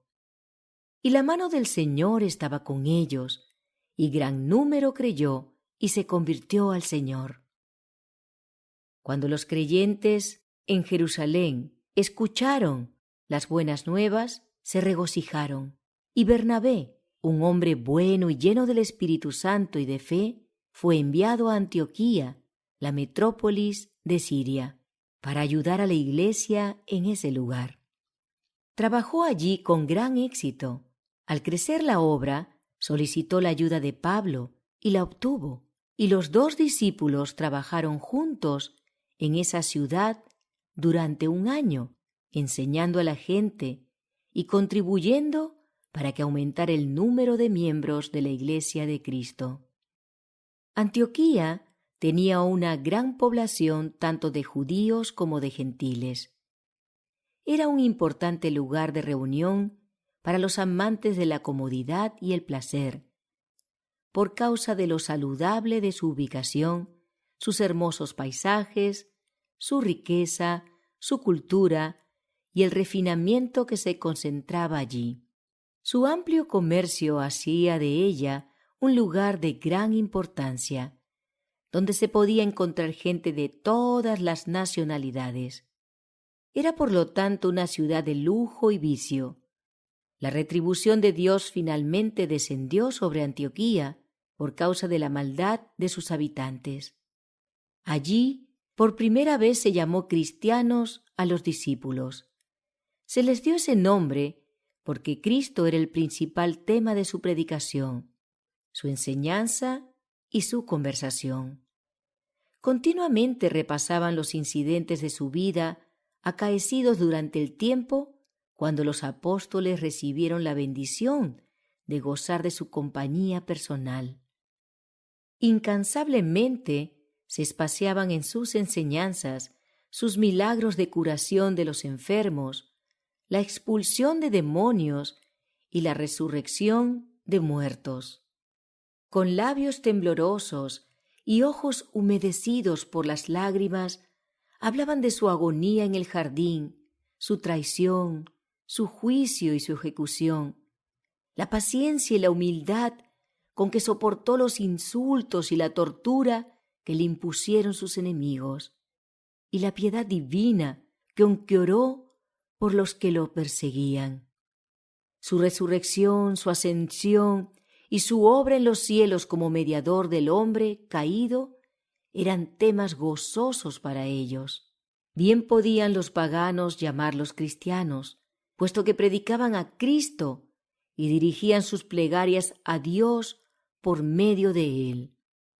Pablo encontró en la populosa ciudad de Antioquía un excelente campo de labor, donde su gran erudición, su sabiduría y su celo, combinados, ejercieron una poderosa influencia sobre los habitantes y los visitantes de esa culta ciudad. Entretanto, la obra de los apóstoles se concentraba en Jerusalén, donde los judíos de todas las lenguas y de todos los países venían a adorar al templo durante las fiestas establecidas. En esas ocasiones, los apóstoles predicaban a Cristo con valor inquebrantable, aunque sabían que al hacerlo sus vidas estaban en constante peligro. Muchos se convirtieron a la fe y al diseminarse por sus hogares en diferentes partes de la tierra, dispersaron las semillas de la verdad por todas las naciones y entre todas las clases de la sociedad. Pedro, Santiago y Juan confiaban en que Dios los había apartado para que predicaran a Cristo entre sus propios compatriotas en su país.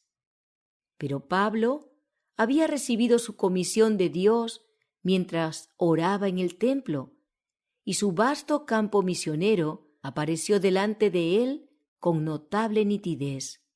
Con el fin de prepararlo para su amplia e importante tarea, Dios lo puso en íntima relación con él y presentó ante sus asombrados ojos una vislumbre de la belleza y la gloria del cielo. La ordenación de Pablo y Bernabé. Dios se puso en contacto con los devotos profetas y maestros de la iglesia de Antioquía. Ministrando éstos al Señor y ayunando, dijo el Espíritu Santo: «Apartadme a Bernabé y a Saulo para la obra a que los he llamado». Estos apóstoles fueron dedicados a Dios entonces con la mayor solemnidad, con ayuno y oración, y con la imposición de manos, y fueron enviados a su campo de labor entre los gentiles. Tanto Pablo como Bernabé habían estado trabajando como ministros de Cristo, y el Señor había bendecido abundantemente sus esfuerzos. Pero ninguno de ellos había sido ordenado formalmente para el ministerio evangélico por medio de la oración y la imposición de manos. Fueron autorizados entonces por la Iglesia no solamente para enseñar la verdad, sino para bautizar y organizar iglesias, investidos pues de plena autoridad eclesiástica. Este fue un acontecimiento importante para la Iglesia. Aunque la pared medianera que separaba a los judíos de los gentiles había sido derribada por la muerte de Cristo, permitiendo que éstos gozaran plenamente de los privilegios del Evangelio, todavía no había caído la venda que cubría los ojos de muchos de los creyentes judíos, y aún no podían distinguir con claridad la caducidad de lo que había sido abolido por el Hijo de Dios. La obra debía proseguir entonces con vigor entre los gentiles y debía dar como resultado el fortalecimiento de la Iglesia para una gran afluencia de almas. Los apóstoles, al desempeñar esta tarea especial, iban a quedar expuestos a la sospecha, el prejuicio y los celos. Como consecuencia natural de su apartamiento, del exclusivismo judío, su doctrina y sus opiniones podían ser tildadas de herejía, y sus credenciales de ministros del Evangelio serían puestas en tela de juicio por muchos celosos creyentes judíos. Dios previó todas las dificultades que iban a enfrentar sus siervos, y en su sabia providencia permitió que fueran investidos de autoridad incuestionable por parte de la Iglesia establecida de Dios, para que su obra estuviera por encima de toda discusión. La ordenación mediante la imposición de manos fue sometida a mucho abuso en épocas posteriores. Se asignó una importancia infundada al acto, como si algún poder especial descendiera sobre los que recibían la ordenación de ese modo, calificándolos inmediatamente para cualquiera y toda tarea ministerial, como si residiera alguna virtud en el acto de imponer las manos. En la historia de estos dos apóstoles tenemos un simple relato de la imposición de manos y de sus consecuencias sobre su obra. Tanto Pablo como Bernabé ya habían recibido su comisión de Dios mismo, y la ceremonia de la imposición de manos no les daba ninguna nueva gracia o virtud. Únicamente aplicaba el sello de la Iglesia a la obra de Dios, como una manera de reconocer su designación para un oficio ya señalado. El primer Congreso de la Asociación General. Algunos judíos de Judea produjeron una consternación general entre los creyentes gentiles al agitar el asunto de la circuncisión. Afirmaban con gran seguridad que nadie se salvaría si no era circuncidado ni guardaba toda la ley ceremonial. Este era un asunto importante que afectaba en gran medida a la Iglesia. Pablo y Bernabé lo enfrentaron con prontitud y se opusieron a la introducción del asunto entre los gentiles. Tenían la oposición de los creyentes judíos de Antioquía, que estaban de parte de los de Judea. El problema produjo mucha discusión y falta de armonía en la Iglesia, hasta que finalmente los hermanos de Antioquía, temerosos de que pudiera producirse una división entre ellos, como resultado de discutir más este asunto, decidieron enviar a Pablo y Bernabé, junto con algunos hombres responsables de Antioquía, a Jerusalén, para presentar la situación delante de los apóstoles y ancianos. Allí deberían encontrarse con delegados de diferentes iglesias y con los que vendrían para asistir a las próximas festividades anuales.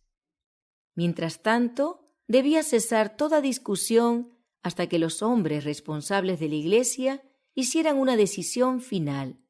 Esta decisión debía ser aceptada universalmente entonces por todas las iglesias de la comarca. Al llegar a Jerusalén, los delegados de Antioquía relataron a la asamblea de las iglesias el éxito que habían acompañado a su ministerio y la confusión resultante del hecho de que ciertos fariseos convertidos afirmaban que los conversos gentiles debían circuncidarse y guardar la ley de Moisés para salvarse. Los judíos se habían enorgullecido de sus ceremonias divinamente señaladas y habían llegado a la conclusión de que si Dios en una oportunidad había determinado cómo debía ser el culto hebreo, era imposible que autorizara jamás cambio alguno en cualquiera de sus detalles. Resolvieron que la cristiandad observara las leyes y ceremonias judías. Eran lentos para darse cuenta del fin de lo que había sido abolido por el deseo de Cristo y para comprender que todos los sacrificios prefiguraban la muerte del Hijo de Dios, en la cual el tipo se había encontrado con su antitipo, quitándole todo valor a las ceremonias divinamente señaladas y a los sacrificios de la religión judía. Pablo se había enorgullecido de su estrictez farisaica, pero después de la revelación de Cristo en el camino a Damasco, la misión del Salvador y su propia obra para la conversión de los gentiles irrumpió con claridad en su mente y comprendió en su plenitud la diferencia que existe entre una fe viviente y un muerto formalismo. Pablo seguía creyendo que era hijo de Abraham y guardaba los 10 mandamientos, tanto en la letra como en el espíritu, tan fielmente como lo había hecho antes de su conversión al cristianismo. Pero sabía que las ceremonias típicas debían cesar totalmente y bien pronto, puesto que lo que prefiguraban ya había acontecido y la luz del Evangelio estaba difundiendo su gloria sobre la religión judía, proporcionándole un nuevo significado a sus antiguos ritos. El asunto sometido a la consideración del concilio parecía presentar dificultades insuperables desde cualquier ángulo que se lo estudiara. Pero el Espíritu Santo en realidad ya había zanjado este problema y de su decisión dependía la prosperidad y hasta la existencia de la Iglesia cristiana. Se dio a los apóstoles gracia, sabiduría y juicio santificado para decidir este asunto tan difícil. El caso de Cornelio. Pedro explicó que el Espíritu Santo ya lo había decidido al descender con el mismo poder sobre los gentiles incircuncisos que sobre los circuncidados judíos.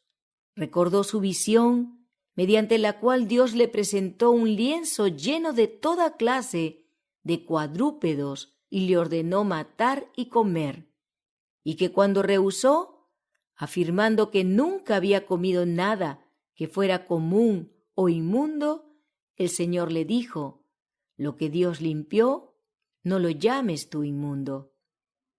Dijo: y Dios, que conoce los corazones, les dio testimonio, dándoles el Espíritu Santo lo mismo que a nosotros, y ninguna diferencia hizo entre nosotros y ellos, purificando por la fe sus corazones. Ahora pues, ¿por qué tentáis a Dios, poniendo sobre la cerviz de los discípulos un yugo que ni nuestros padres ni nosotros hemos podido llevar?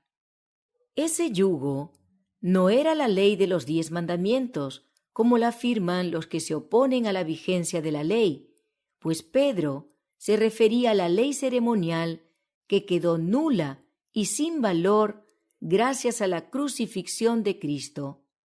Este discurso de Pedro preparó a la asamblea para que escuchara razonablemente a Pablo y Bernabé cuando relataron su experiencia al trabajar entre los gentiles.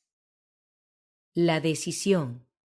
Santiago dio su testimonio definidamente. Dios había decidido aceptar a los gentiles para que gozaran de todos los privilegios de los judíos. El Espíritu Santo no vio conveniente imponer la ley ceremonial a los conversos de origen gentil, y los apóstoles y ancianos, después de estudiar cuidadosamente el tema, vieron el asunto desde el mismo ángulo, y su opinión concordó con la del Espíritu de Dios. Santiago presidía el concilio, y su última decisión fue: por lo cual yo juzgo que no se inquiete a los gentiles que se convierten a Dios. Su sentencia fue que la ley ceremonial, y en especial el rito de la circuncisión, de ninguna manera fuera impuesto a los gentiles, ni siquiera a título de recomendación. Santiago trató de que sus hermanos comprendieran el hecho de que los gentiles, al volverse a Dios, apartándose de la idolatría, experimentaban un gran cambio de fe y que debería ejercerse mucho cuidado para no perturbar sus mentes con asuntos dudosos capaces de causar perplejidad, no fuera que se desanimaran de seguir a Cristo.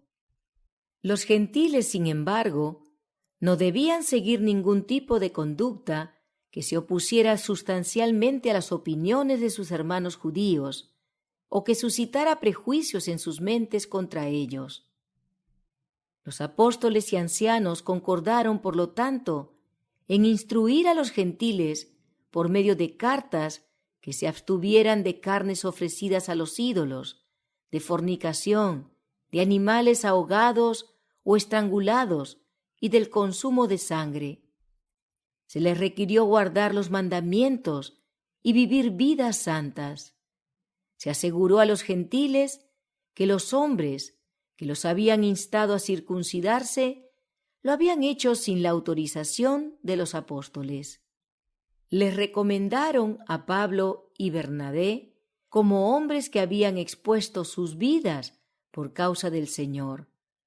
Judas y Silas fueron enviados juntamente con los apóstoles para declarar a los gentiles de viva voz la decisión del concilio. Los 4 siervos de Dios fueron enviados a Antioquía con la carta y el mensaje que ponía fin a la discusión, porque era la voz de la más alta autoridad sobre la tierra.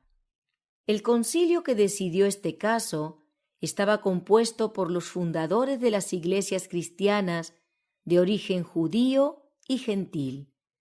Los ancianos de Jerusalén y los representantes de Antioquía estuvieron presentes, como asimismo estuvieron representadas las iglesias más influyentes. El concilio no pretendió la infalibilidad en sus deliberaciones, sino que actuó bajo las indicaciones de un juicio iluminado y con la dignidad de una iglesia establecida por la voluntad de Dios. Vieron que Dios mismo había decidido este asunto al favorecer a los gentiles con el Espíritu Santo y que se los debía dejar que siguieran la dirección del Espíritu. No se llamó a todo el conjunto de cristianos para que votara sobre estos asuntos. Los apóstoles y ancianos, hombres de influencia y juicio, dieron forma al decreto y lo promulgaron, a consecuencia de lo cual fue generalmente aceptado por todas las iglesias cristianas. No todos se sintieron contentos, sin embargo, con esta decisión. Hubo una facción de falsos hermanos que pretendieron consagrarse a cierta obra bajo su propia responsabilidad. Se dedicaron a murmurar y a buscar faltas, proponiendo nuevos planes y tratando de derribar la tarea realizada por hombres experimentados, a quienes Dios había ordenado para que enseñaran la doctrina de Cristo. La Iglesia tuvo que enfrentar tales obstáculos desde el mismo principio y tendrá que seguir haciéndolo hasta el fin. La historia de la redención. Capítulo 42. Los años de ministerio de Pablo. Pablo era un obrero incansable. Viajaba constantemente de lugar en lugar, a veces por regiones inhóspitas, otras por mar, en medio de tormentas y tempestades. No permitía que nada le impidiera llevar a cabo su obra. Era el siervo de Dios y debía cumplir su voluntad. De viva voz y por medio de sus cartas, comunicó un mensaje que desde entonces ha ayudado y fortalecido a la Iglesia del Señor. Para nosotros, los que vivimos al final de la historia de la tierra, el mensaje que dio nos habla claramente de los peligros que amenazarían a la Iglesia y de las falsas doctrinas que el pueblo de Dios tendría que enfrentar. Pablo fue de país en país y de ciudad en ciudad predicando a Cristo y fundando iglesias. Donde podía encontrar oyentes, trabajaba para contrarrestar el error y dirigir por la senda recta las pisadas de hombres y mujeres. A los que por sus labores en cualquier lugar aceptaban a Cristo, los organizaba en iglesias. No importaba cuán poco numerosos fueran, lo hacía. Y Pablo no olvidó las iglesias que había fundado así. Por pequeñas que fueran, eran objeto de su cuidado y su interés. La vocación de Pablo requería de él servicios de diversas clases. Trabajaba con las manos para ganarse la vida, fundaba iglesias y escribía cartas a las iglesias ya establecidas. No obstante, en medio de estas diversas labores, declaró: «Una cosa hago». Un propósito permanecía constantemente delante de él en todas sus tareas: ser fiel a Cristo, quien, cuando él blasfemaba su nombre y empleaba toda clase de medios disponibles para que otros blasfemaran también, se le reveló. El gran propósito de su vida consistía en servir y honrar a aquel cuyo nombre antes había despreciado tanto. Su gran deseo consistía en ganar almas para el Salvador. Los judíos y gentiles podían oponerse y perseguirlo, pero nada lo haría apartarse de ese propósito. Pablo recuerda su experiencia. Al escribir a los filipenses, describió su experiencia antes y después de su conversión. Aunque yo tengo también de qué confiar en la carne, si alguno piensa que tiene de qué confiar en la carne, yo más, circuncidado al 8º día, del linaje de Israel, de la tribu de Benjamín, hebreo de hebreos, en cuanto a la ley, fariseo, en cuanto a celo, perseguidor de la iglesia, en cuanto a la iglesia, que es en la ley irreprensible. Después de su conversión, su testimonio fue: «Y ciertamente, aún estimo todas las cosas como pérdida por la excelencia del conocimiento de Cristo Jesús, mi Señor, por amor del cual lo he perdido todo y lo tengo por basura para ganar a Cristo y ser hallado en Él, no teniendo mi propia justicia, que es por la ley, sino la que es por la fe de Cristo, la justicia que hasta ese momento había creído que era tan valiosa, ahora le parecía carente de valor.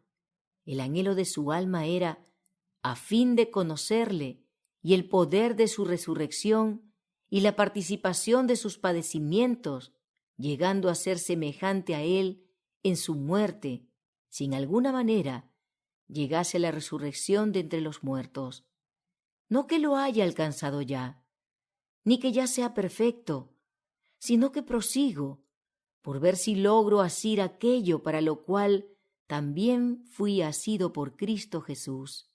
Hermanos, yo mismo no pretendo haberlo ya alcanzado, pero una cosa hago, olvidando ciertamente lo que queda atrás y extendiéndome a lo que está delante, prosigo a la meta, al premio del supremo llamamiento de Dios en Cristo Jesús.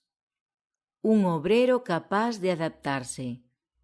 Veámoslo en la celda de Filipos, donde a pesar de que su cuerpo estaba traspasado de dolor, su himno de alabanza interrumpió el silencio de la medianoche.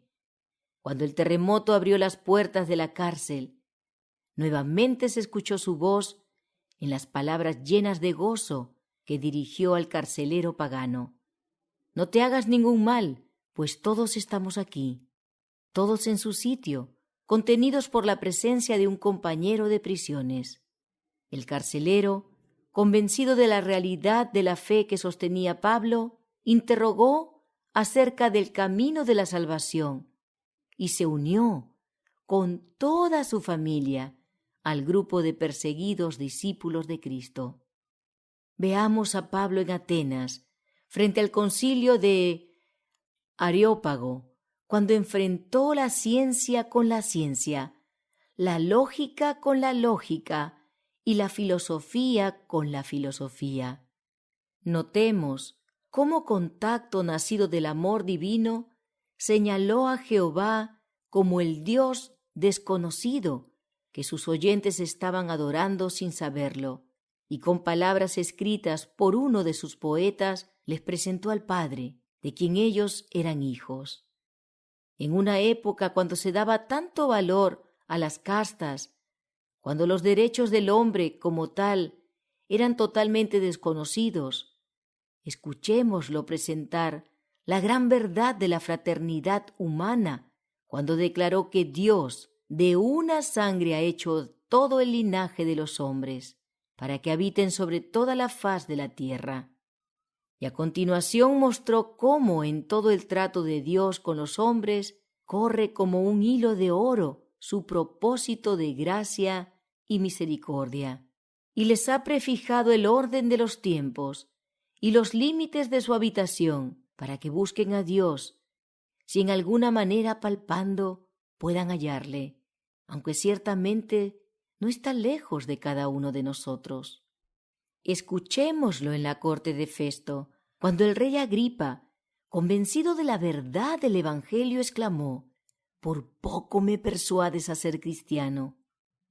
Con qué gentil cortesía respondió Pablo, señalando sus propias cadenas: «Quisiera Dios que por poco, por mucho, no solamente tú, sino también todos los que hoy me oyen, fueseis hechos tales cual yo soy, excepto estas cadenas». Y así pasó su vida, según su propia descripción. En caminos, muchas veces, en peligros de ríos, peligros de ladrones, peligros de los de mi nación, peligros de los gentiles, peligros en la ciudad, peligros en el desierto, peligros en el mar, peligros entre falsos hermanos, en trabajo y fatiga, en muchos desvelos, en hambre y sed, en muchos ayunos, en frío y en desnudez. Nos maldicen, dijo, y bendecimos. Padecemos persecución y la soportamos. Nos difaman y rogamos, como entristecidos, mas siempre gozosos, como pobres, mas enriqueciendo a muchos, como no teniendo nada, mas poseyéndolo todo. Ministerio en cadenas. Aunque estuvo preso por muchísimo tiempo, el Señor llevó adelante su obra especial por medio de él. Sus cadenas debían ser el medio de diseminar el conocimiento de Cristo para glorificar de este modo a Dios. Al ir de ciudad en ciudad para ser sometido a juicio, su testimonio con respecto a Jesús y a los interesantes incidentes de su propia conversión que relataba ante reyes y gobernantes, los dejaba sin excusa con respecto a Jesús. Miles y miles creyeron en el Señor y se regocijaron en su nombre.